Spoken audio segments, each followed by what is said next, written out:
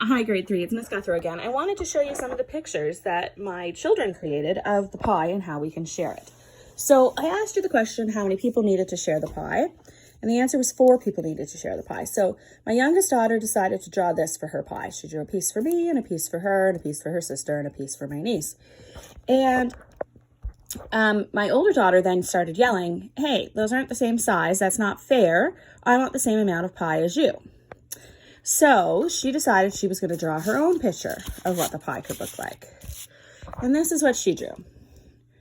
Well, of course, my younger daughter still decided, look, those pieces don't look the same. We're not getting the same. If you have this piece here and this piece here, those are different sizes.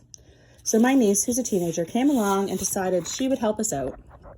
So you can even see she started drawing them and they weren't even. And then she drew this line here, so that all 4 of those pieces look pretty even, and I can have a piece and she can have a piece and my 2 daughters can have their pieces.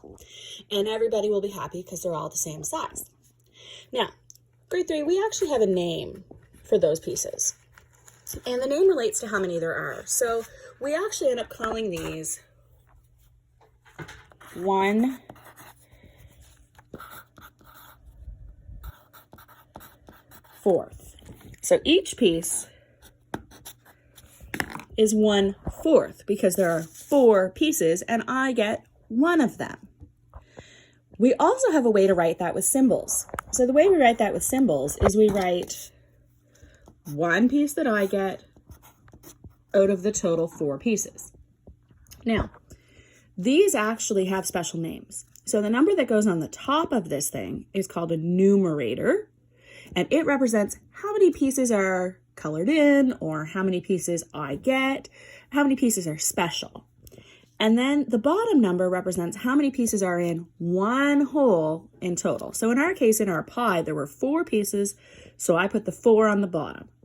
I got 1 of those pieces, so I wrote 1/4. I say it just like I say the words, 1/4, 1/4.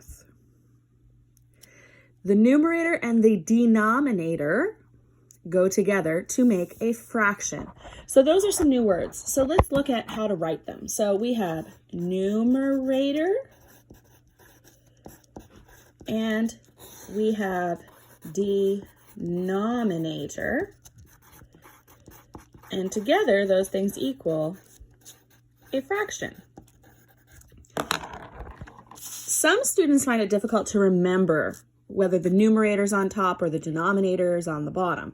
So I like to remember denominator downstairs, so that way the D's go together. Denominator downstairs. And remember, the denominator represents the total number of pieces in your whole item. So in my case, my whole pie had 4 pieces.